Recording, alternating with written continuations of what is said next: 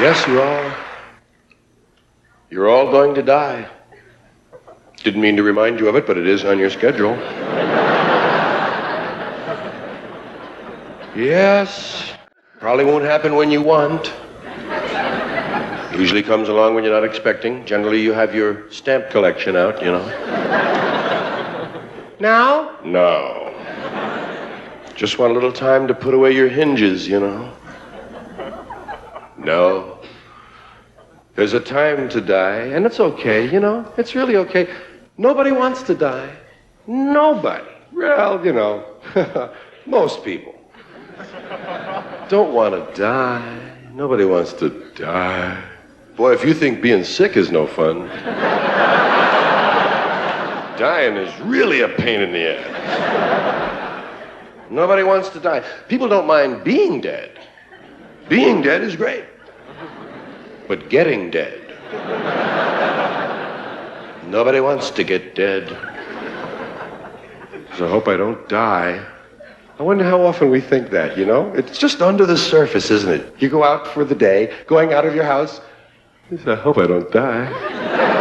It would really spoil the circus if I were to die. Geez, I hope I don't die.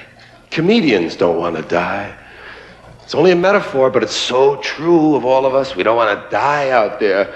A comic's going to die. I don't want to die. Geez, I was dying out there. I was dying. It was death out there. And it was like a morgue. Oh, I don't want to die. Of course, if the comedian doesn't die, you know, if he succeeds, if he makes you laugh, then he can say, I killed him. I killed him. So it's either me or you know. Just like on the freeway.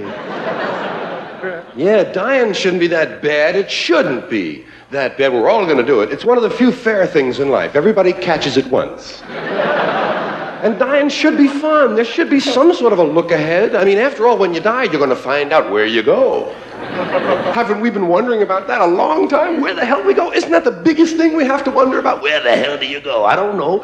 Joe thinks he knows. I know Joe thinks he knows, but Joe don't know. Where do we go? Nobody knows. Well, I think sometimes you go where you think you're going to go. Whatever you think you're going to do, that's where you're probably going to go. If you keep saying you're going to go somewhere, chances are you might go there. You ever hear those guys say, I'm going to hell, don't pray for me. Don't pray for me, I'm going to hell. He is. You go where you want to go. I think when you die, your soul goes to a garage in Buffalo. When Monty Hall dies, he'll go behind door number 4. That's it, where you want to go. No, nobody wants to die. And you know, part of the reason we don't want to die is because of that goddamn funeral. We've seen it. We know how bad news it is. That funeral is no fun. Man, if I don't like other people's funerals, I know I'm not going to like my own. There's no way I can get behind my own funeral. Going to be lying there in a casket. They're going to put me in the box. Going to put me in a convertible with the top down. You know that's embarrassing, lying there. And everybody's looking at you. You're dead. And they're looking. You're just lying there still. People coming over going.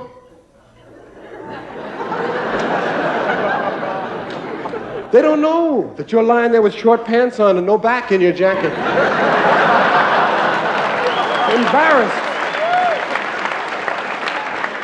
And sometimes they'll come over, you know, some people, it depends on your religion and so forth, but they do come right over to the casket a lot of times and they'll go like this.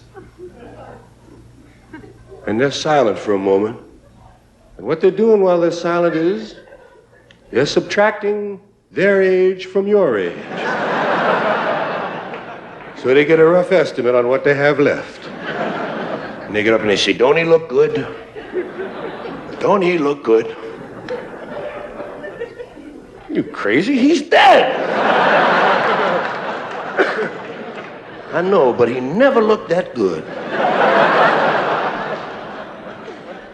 Oh, they say the nicest things about you. They say the nicest things when you die. Your popularity goes straight up when you die. They say the greatest things there are that can be said. They'll even make stuff up if they have to. Well, he was a real asshole, but he meant well, you know? He's a well-meaning asshole. Yes, you get so popular when you die. All the flowers you get, think of the flowers you get when you die. You get more flowers when you die than you got in your whole life. All your flowers arrive at once, too late. The guys will say, oh, yeah, well, you know, Bill is dead. Yeah, poor Bill. Poor Bill is dead, yeah. Poor Dave? Yeah, poor Dave is gone now. Ed? Yeah, poor Ed is gone. Dan? That motherfucker is still alive, isn't he? I wish he would die so I could like him. Reincarnation is another aspect of death, and a lot of people will tell you little tales about it. Reincarnation, coming back. A lot of folks are sure of it. They can come back. You come back as something, I don't know. Does it seem right to you that it would work? I mean, mathematically, it doesn't seem to work. Because originally on this earth, we only had, well, let's say 6 people. I know we had 2, but it's a controversial number. Let's say at one time there were only 6 of us, about. 6 people, 6 souls.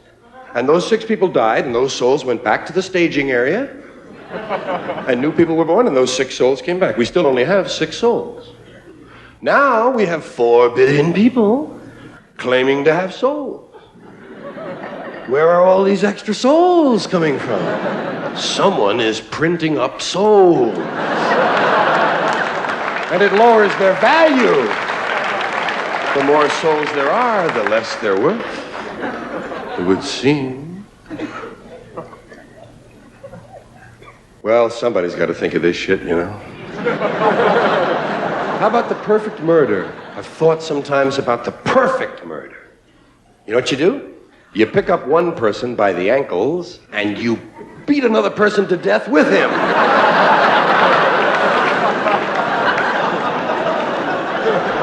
And they both die and there's no murder weapon.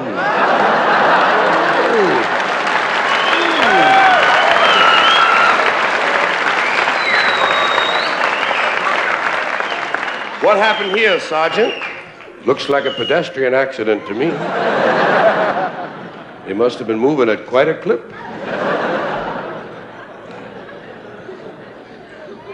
Of course, if you should be caught with this perfect murder in progress or even after the fact, if you should be caught, you might wind up in death row.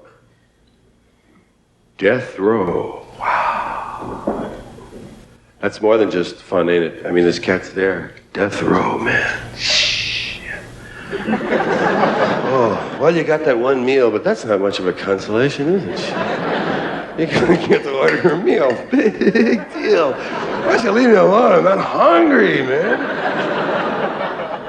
They give you that one last meal. I say you can have some fun with that last meal. I mean, if you work it right, they got to give you whatever you want. I mean, short of elephant steak, you know? You don't want to start on a new elephant just for one guy.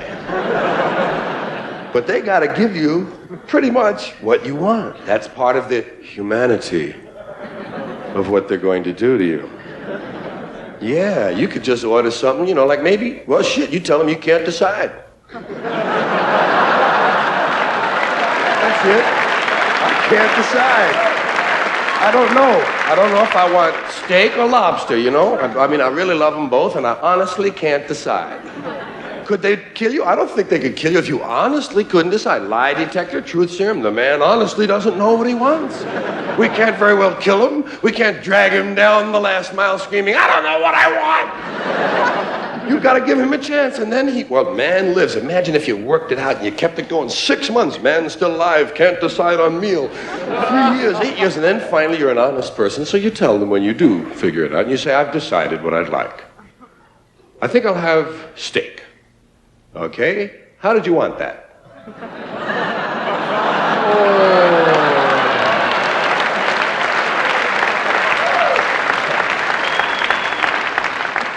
Well, my feeling is if you're gonna die, You know, or if you know, hey, die big. Die big. Nobody wants to just pass away. You don't want to be a euphemism, do you? Nobody wants to pass away. You know, Arnie passed away. Oh, really? Yes. Well, I didn't know that. Well, that's the idea. On the other hand, Dave died. Oh, yes, I heard about Dave dying. That's true. I say die big. Give it a shot, man. Go out big. It's your chance. Die big. Work in a few posthumous reflexes for your friends. Give them a show before you go. Entertain and uplift and instruct those you are leaving behind. When you die, give them a few posthumous reflexes. You know, the body does store electricity up. There's a certain storage of electricity, and even a dead body, a corpse, will occasionally go... And I say, if you have that potential after you're dead, use it properly. Pre-program. Before you die, pre-program some posthumous reflexes that will be entertaining to those you've left behind. Do something to capture their imagination. Roll over on the autopsy table. That's nice. Cross your legs, scratch your balls, do something.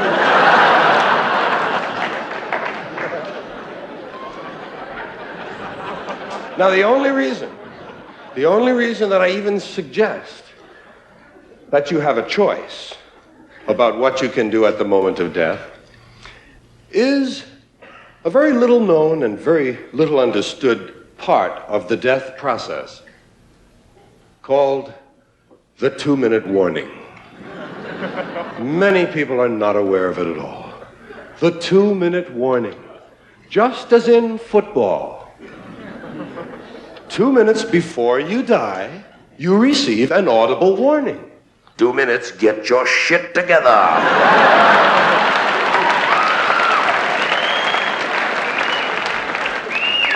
The reason we don't know about it is because the only people who hear it die.